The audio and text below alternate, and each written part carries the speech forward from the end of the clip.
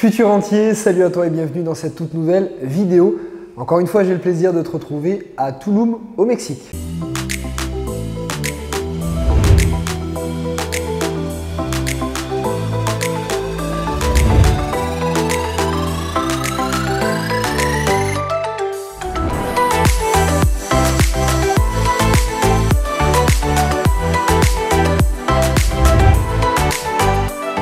Alors aujourd'hui, dans cette vidéo, je vais te parler de comment je gère mes biens et comment je pense de la gestion des biens de manière générale. C'est-à-dire que je ne vais pas être là pour te dire c'est mieux de les gérer soi-même, c'est mieux de les faire gérer. Non, je vais essayer de te donner avec ma propre expérience et l'expérience de mes participants de formation quels sont les avantages et inconvénients de chacune des méthodes, comment moi je fonctionne depuis que j'ai commencé à investir dans l'immobilier, comment je fonctionne aujourd'hui. Le but, c'est que tu essaies de récupérer un maximum de matière de cette vidéo pour te faire ton propre avis et que tu puisses choisir une méthode qui te conviendra le mieux suivant ta situation. Alors premièrement, on va démarrer par le fait de gérer ses biens soi-même. J'ai démarré mon tout premier bien à le gérer moi-même. Alors même s'il était à Budapest, à 1500 km de là, je ne gérais pas tout ce qu'il y avait de physique sur place. Par contre, je gérais les demandes de réservation, les demandes étudiantes, etc. Je gérais en fait l'organisation à distance, sachant que j'étais à Nice. Et franchement, c'était assez compliqué, mais bon, c'était le premier bien. Je voulais absolument tout gérer moi-même. J'avais encore du mal. Je ne savais pas déléguer tout simplement. C'est quelque chose qu'on a vraiment du mal à faire déléguer au début. On a toujours l'impression que de gérer soi-même quelque chose, ça va être beaucoup mieux fait, mais pas forcément. Même si c'est mieux fait, le petit plus de mieux fait que ça va être fait que tu vas perdre énormément de temps et que tu vas pas pouvoir faire d'autres choses. Mais ça, je vais te le développer un petit peu plus tard. Donc voilà tous les avantages que je pense de la gestion de soi-même. Premièrement, c'est bien quand tu démarres. C'est bien parce que tu vas réussir à comprendre comment se gère un bien immobilier, quelle est la relation que tu dois avoir avec ton locataire, comment lui faire signer son bail de location, comment faire un état des lieux, comment intervenir et vraiment cette relation humaine, tu sais, avec les gens qui est vraiment intéressante. Si tu n'es pas dans un métier de relation humaine avec les gens, je trouve ça bien de le faire parce que ça peut être une première expérience. Quand tu as un conflit, comment est-ce que tu le gères? Quand la personne n'est pas contente, comment est-ce que tu le gères? Voilà, comment est-ce que tu arrives à paraître professionnel en même temps proche de ton locataire mais avec suffisamment de distance pour pas qu'il puisse en profiter. Tout ça, c'est de la relation humaine et c'est quelque chose que je trouve passionnant. Je l'ai dans mon métier depuis de nombreuses années parce que j'ai un contact humain régulier avec les personnes dans mon métier. Toi, si ce n'est pas le cas, je trouve que ça peut être intéressant. Donc le premier avantage, c'est de voir comment ça fonctionne pour que tu puisses ensuite mieux gérer un gérant par la suite. Deuxième point évidemment, c'est que c'est économique. On ne va pas se le cacher, si tu as un bien immobilier qui est rentable, si tu as du cash flow, peu importe, tu vas avoir plus d'argent dans ta poche, ça va te coûter moins d'argent et ça forcément, ça va être une bonne chose. Troisième point, c'est rassurant au début. Comme je te le disais au début quand on démarre, si tu n'es pas chef d'entreprise, si tu n'as jamais recruté ou managé des gens, au début, on a du mal à déléguer. On veut tout faire nous-mêmes, on veut tout vérifier, tout contrôler, etc. Je te rassure, j'étais pareil au début, jusqu'à me faire 1500 km pour aller faire une semaine de travaux dans un bien immobilier à Budapest, alors que la main-d'œuvre ne coûtait rien là-bas. Donc je sais ce que c'est, je suis passé par là. Mais entre-temps, j'ai évolué dans ma façon de penser. Aujourd'hui, je délègue strictement tout. Je me concentre que sur quelques petites tâches et ça, je t'en parlerai aussi à la fin de la vidéo. Quatrième point, c'est bien si tu es proche de ton bien. Si tu n'habites pas loin de ton bien, ça peut être assez sympa et assez rassurant aussi de voir régulièrement comment ça se passe, de voir ton locataire et de le gérer toi-même. Alors maintenant, les inconvénients, il y en a énormément, mais je vais t'en choisir deux principaux. Le premier, c'est extrêmement chronophage. Personnellement, si je devais moi-même gérer mes biens, j'en aurais pas une trentaine comme aujourd'hui. Je pense que je me serais arrêté entre 5 et 10. Et aussi certainement, deuxième point, c'est que je serais complètement dégoûté de l'investissement immobilier. À mon avis, il y a de fortes chances que j'aurais soit tout vendu, soit que je n'en aurais pas racheté. Ça prend énormément de temps. Je le vois avec mon gérant qui gère mes biens immobiliers, ça prend énormément de temps. Les locataires, des fois, appellent pour un oui ou pour un non. Des fois, ils appellent à minuit parce qu'il y a un problème, il y a un truc qui a pété. Bref, moi, c'est pas la partie du tout que j'aime de l'investissement immobilier. Peut-être qu'elle te plaira à toi et tant mieux dans ce cas-là, fais-la. Moi, franchement, c'est pas du tout la partie qui me fait rêver. Il y a d'autres choses qui me font bien plus rêver dans l'investissement immobilier. Et le deuxième point, c'est ce que je te disais tout à l'heure. En plus d'être chronophage, ça peut te dégoûter de l'investissement immobilier. Je te donne un exemple. Un jour, j'ai rencontré un investisseur qui avait 5 biens immobiliers. Moi, j'en avais une quinzaine à ce moment-là. Il m'a dit, mais comment tu fais à gérer 15 biens immobiliers? Il dit, moi, avec 5, franchement, j'en vois plus le bout, j'en suis dégoûté. D'ailleurs, je pense même en vendre 2, en garder que 3 parce que c'est plus gérable. Moi, je lui ai dit, écoute, pour 15, ça se passe très très bien. Je suis en train de racheter d'autres biens, je vais racheter un immeuble de 20 lots. Et là, il ne comprenait pas. Il m'a dit, mais c'est pas possible, ce mec est fou. Non, je ne suis pas fou, c'est tout simplement que j'ai réussi à déléguer et je n'ai gardé de l'investissement immobilier que les bonnes choses. Ce que j'appelle les bonnes choses, c'est les choses qui me plaisent. Les choses où j'ai envie de passer du temps. 1, les choses qui sont rentables pour moi. 2, les choses qui m'éclatent et qui me passionnent. Et 3, les choses que je ne peux absolument pas déléguer parce qu'il n'y a que moi qui peux les faire. Donc selon moi, si tu te mets à gérer tes biens immobiliers, alors tu vas en gérer 1, 2, 3, peut-être 5 comme cet investisseur, au bout d'un moment, si tu n'aimes pas cette partie-là, c'est-à-dire gérer toute cette partie avec le locataire, tu gères les problèmes en fait quelque part. Pour moi, je pense que tu vas te dégoûter de l'investissement immobilier et très vite, tu vas être beaucoup moins motivé, tu vas aller chercher moins de biens, voire même tu vas t'arrêter là et vendre ce que tu as. C'est ce qui arrive, hein, des fois on voit des vieux de la vieille d'investisseurs qui ont 10, 15, 20 biens immobiliers et qui disent de partout ouais, « moi je vends tout mon parc parce qu'il n'y a que des problèmes, il n'y a que des problèmes ». Oui, parce que eux ne voient que les problèmes, certainement parce qu'ils les gèrent eux-mêmes. Moi personnellement, je ne vois pas les problèmes, je ne vois que les avantages et que les solutions. Moi, ça me permet la liberté, l'argent en plus, etc. Tous les problèmes, c'est mon gérant qui les prend. Une fois de temps en temps, il m'appelle pour m'en faire part. Mais 95% des problèmes, je ne les entends même pas. S'il y a un impayé, c'est lui qui le gère. S'il y a un locataire qui part, des fois, je ne suis même pas au courant. Il remet en place un nouveau locataire, il y a un nouveau loyer qui rentre. Ça, en fait, au moins de choses, je suis au courant. Au moins, je prends les problèmes. Au mieux, je me concentre sur les avantages et les solutions. Au mieux, je suis motivé pour acheter des biens immobiliers. Moi, c'est ma façon de voir l'investissement immobilier. Je ne dis pas que c'est la façon que tout le monde doit l'avoir, je dis que c'est ma façon, c'est celle que j'inculque aussi à mes participants. Et je trouve en tout cas, de mon point de vue, que c'est la meilleure et j'espère que c'est celle que tu choisiras. La deuxième façon de gérer ses biens, c'est par des agences immobilières. Alors ça, c'est la façon la plus reconnue et la plus recommandée. Déjà, tu vas essayer de dispatcher deux choses, c'est les petites et les grandes agences immobilières. Alors attention à ce que je vais dire, si j'ai des agents immobiliers, ils vont commencer à monter sur leurs grands chevaux. Non, écoute ce que je dis bien. Selon mon expérience et les participants que j'ai rencontrés, je vais plus te recommander d'aller dans une petite agence immobilière familiale plutôt qu'une grande agence d'une grande enseigne. Pourquoi? Je vais un peu comparer ça à un restaurant. Quand tu vas dans un grand restaurant ultra touristique, la personne va faire moins attention à toi et en fait que tu reviennes ou pas, elle en a strictement rien à faire puisque tu n'es qu'un touriste qui va changer d'endroit, tu ne reviendras pas, tu vas pas être, voilà, il va pas essayer de te fidéliser. Quand tu es dans une petite agence, je trouve qu'ils vont faire beaucoup plus d'efforts pour prendre soin de toi. Parce que si tu as un réseau que tu peux leur apporter des affaires, eux vont beaucoup plus chercher à se développer, vont être beaucoup plus conscients d'évoluer leur agence parce que c'est leur agence à eux, c'est généralement un truc un peu familial. Donc ils vont décupler un peu plus de moyens pour te satisfaire. Alors je dis pas que c'est la vérité absolue, je dis que c'est avec mon expérience ce que j'ai vu pour le moment. Donc fais très attention, tu vas avoir les avantages de la grande agence qui est souvent la confiance. Mais si tu sélectionnes bien une petite agence qui est réputée, qui est là depuis très longtemps, qui est bien installée, qui est connue de tous, de tous les professionnels, des notaires, des avocats, etc., je pense pour moi que ça serait la meilleure solution. Après, à toi de voir et à toi d'en juger. Alors, deuxième point que je te recommande quand tu passes par une agence, c'est d'essayer de les tester. Donc, essaie de voir un peu le parc immobilier qu'ils ont, essaie de discuter un peu avec eux, essaie de leur dire qu'ils sont en concurrence avec d'autres agents, essaie de leur dire voilà, je vais peut-être tester avec vous pendant 3 mois et si la gestion ne me convient pas, je vais changer parce que j'ai 2 autres agents immobiliers que j'ai rencontrés avec qui je m'entends bien.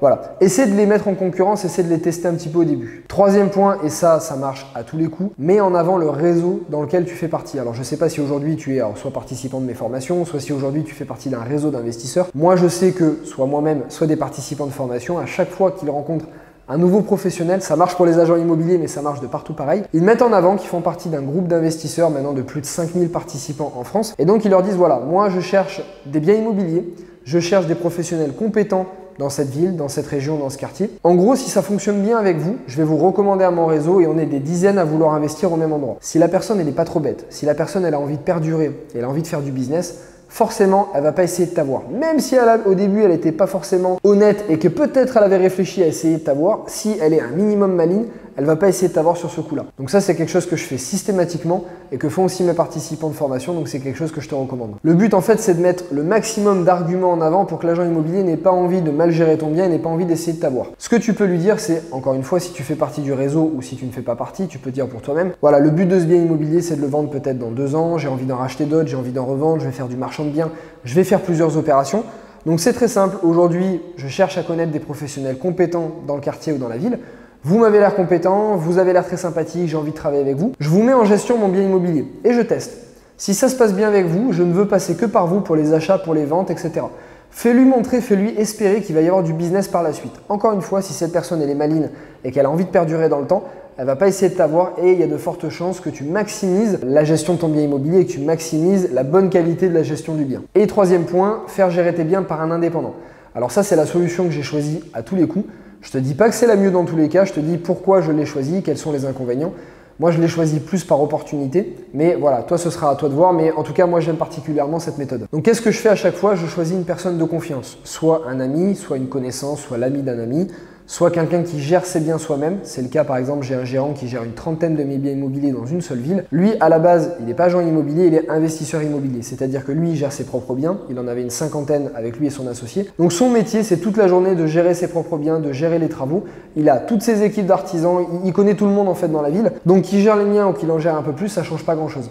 Donc moi j'aime bien cette façon de faire parce qu'il gère ses biens immobiliers de très bonne qualité, donc au final je sais que les biens sont gérés de la même manière. Alors moi personnellement ça me coûte beaucoup plus cher. La gestion en agence va te coûter entre 4 et 6% de tes loyers. Et si tu rajoutes la garantie de loyer impayé, tu vas être entre 3 et 4% supplémentaires, donc tu vas tourner aux alentours des 10%.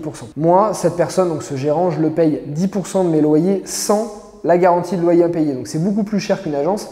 Par contre, il va s'occuper de beaucoup plus de choses. Moi, c'est une tranquillité d'esprit qui est juste énorme. Il va gérer mes travaux par exemple, il va gérer même des fois de la recherche de biens, il va aller visiter des biens pour moi quand j'ai envie d'en racheter, il va s'occuper de la vente de certains de mes biens sans forcément me prendre une commission supplémentaire, il va aller faire des visites de mes biens quand il y a besoin, bref, il est vraiment, enfin voilà, pour moi il est exceptionnel et donc on s'est rencontrés au début, c'était l'ami de quelqu'un que je connaissais. Petit à petit on a sympathisé, petit à petit on a travaillé ensemble et au fur et à mesure des années, maintenant ça fait 3 ans qu'on travaille ensemble, la confiance s'est installée. Aujourd'hui, 95% des décisions de mes biens immobiliers, c'est-à-dire, il faut reloger un locataire, il y a des loyers impayés, est-ce qu'on fait des travaux ou pas, est-ce qu'on fait des réparations, c'est lui qui prend la décision, ce n'est pas moi. Pourquoi? Parce que j'ai mis en place avec lui tout un tas de process. Qu'est-ce que c'est des process? Je fais exactement la même chose dans mon entreprise. C'est, s'il se passe ça, tu fais ça. S'il se passe ça et que la personne fait ça, tu fais ça. En gros, c'est un peu comme un algorithme. C'est de dire, dans tous les cas de figure, on va essayer de prévoir qu'est-ce qui va se passer pour que tu puisses le gérer sans avoir à m'appeler, sans avoir à me demander. Moi, tu le sais, je suis 6 à 8 mois de l'année à l'étranger, je travaille 2 à 4 heures par jour et en grande partie, c'est plus sur mon entreprise que sur la gestion de mes biens immobiliers, parce que la gestion de mes biens immobiliers me prend à peu près 1 heure par mois. Donc, j'y consacre le minimum de temps. Pour y consacrer le minimum de temps, j'ai mis en place tout un tas de process qui fait que mon gérant arrive à prendre toutes les décisions sans que je sois là et sans qu'il ait besoin de me contacter. Les seules décisions que je prends, c'est s'il y a des travaux importants ou des rénovations importantes à faire, si... Admettons, voilà, il m'a appelé récemment, je te prends un exemple très concret. Il m'a appelé, il m'a dit voilà, est-ce que tu veux qu'on change les fenêtres de cet appartement? Je lui ai dit, est-ce qu'en changeant les fenêtres, ça va augmenter le loyer? Il m'a dit non. Est-ce qu'en changeant les fenêtres, ça va augmenter le prix de vente? Non. Est-ce que le locataire se plaint de la fenêtre? Non. Est-ce que vraiment on va beaucoup moins consommer en électricité si on la change? Non, pas vraiment. Une fois que j'avais répondu à cette question, je lui ai dit bah écoute non, on change pas la fenêtre. Tout le reste des cas, c'est-à-dire toutes les réparations qui sont importantes. Il y a un locataire qui part, l'appartement est pourri, il faut remettre un coup de peinture. Ça ne sert à rien qu'il m'appelle pour me dire est-ce que tu veux mettre un coup de peinture? De toute manière, je vais dire oui et de toute manière, c'est obligatoire pour que le locataire se sente bien ou pour qu'on puisse le relouer à un prix correct. Donc, partant de ce point de vue, partant du point de vue qu'il connaît ma réponse, ça ne sert à rien qu'il me contacte, il sait que c'est d'office oui. Donc essaie de faire ça à un gérant, alors moi ça s'est fait après 1 an et après 2 ans, ce genre de process. Mais réfléchis à ce type de process, mets ça en place et quand tu commences à avoir confiance à un gérant, fais en sorte qu'il devienne lui beaucoup plus décisionnaire dans toute la vie de ton bien immobilier. Ça va te laisser beaucoup plus de liberté d'esprit et beaucoup plus de temps et d'énergie pour te concentrer sur d'autres choses. C'est pour ça qu'aujourd'hui, j'arrive à passer beaucoup de temps à l'étranger, j'arrive à développer mon entreprise, j'arrive à créer d'autres entreprises à côté et j'arrive à racheter d'autres opérations immobilières. Pour que tu essaies de comprendre ma philosophie, moi, je pars du point de vue que plus je suis détaché de mes biens immobiliers, mieux c'est. Pour moi, mes biens immobiliers, c'est que du matériel, c'est que un objet qui me permet d'avoir une liberté. Moi, ce que je cherche, c'est la liberté géographique, la liberté en termes de temps. Moi, c'est ça que je recherche. Donc pour moi, peu importe ce qui se passe à l'intérieur de la vie de mon bien, du moment que mon locataire est content, du moment que mes loyers tombent, le reste, ça ne me regarde strictement pas. Moins je regarde ce qui se passe, plus, comme je t'ai dit, j'ai une liberté d'esprit pour me préoccuper d'autres projets qui me rapportent plus d'argent. Je pars du point de vue, si tu devais gérer toi-même tes biens immobiliers, oui, tu vas peut-être les gérer, oui, peut-être que tu vas les gérer mieux que quelqu'un d'autre. Même si tu les gères mieux et qu'ils sont gérés à 100% parfaitement. Moi, je préfère partir du point de vue que je vais le donner à quelqu'un d'autre. Ça va peut-être être géré à 90% comme je le veux. Ça ne veut pas dire que c'est moins bien géré, c'est à 90% comme je le veux. Ce n'est pas forcément le meilleur des cas. Ça, il faut l'accepter aussi. Je préfère me dire ça et me dire les 10% de petits problèmes qu'il va y avoir ou de gestion qui vont être imparfaites ou de choses qui ne vont pas me plaire. Ces 10% vont me dégager 80 à 90% de mon temps à côté. Je préfère avoir 5 à 10% d'imperfection, mais de me dégager 80% du temps pour pouvoir réaliser d'autres projets.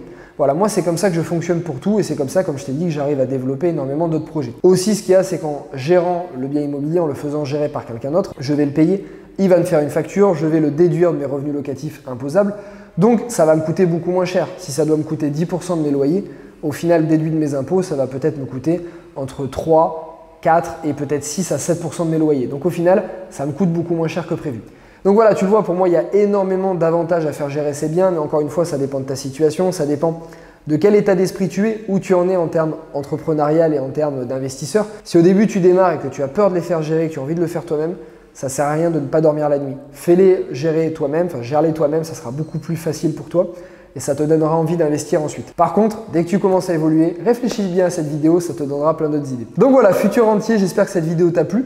Je t'ai montré enfin la facette de la gestion, chose que vous me demandez depuis un moment. Donc voilà, dis-moi en commentaire si ça t'a plu, dis-moi en commentaire toi comment tu gères tes biens immobiliers, quels sont pour toi les avantages et inconvénients de la méthode que tu as choisie, qu'est-ce que tu recommandes à d'autres investisseurs. Voilà, essayez de discuter entre vous en commentaire.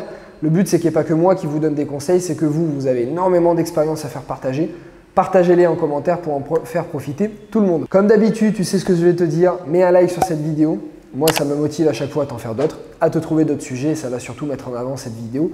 Donc, aide-moi un maximum à la mettre en avant. Toi, ça ne te coûte rien. Moi, ma façon de communiquer, c'est de donner des conseils au travers des vidéos. Et toi, c'est de mettre des likes et des commentaires. Et n'oublie pas, dans la description, tu as un lien. Tu peux cliquer dessus et recevoir gratuitement plusieurs heures de conseils gratuits de ma part, des extraits de mes séminaires, tous les détails de mes biens immobiliers. Je te détaille absolument tout, comment je les ai achetés, comment je les ai vendus certains, les avantages, inconvénients, les erreurs que j'ai faites, tous les chiffres. Bref, tu sauras absolument tout. Donc voilà, clique juste ici, c'est gratuit et tu recevras ça directement par mail. Futur rentier, comme d'habitude, je vais te souhaiter une très bonne journée et j'ai le plaisir de te retrouver encore une fois mardi prochain avec une nouvelle vidéo juste ici à Tulum au Mexique. Très bonne journée, à bientôt.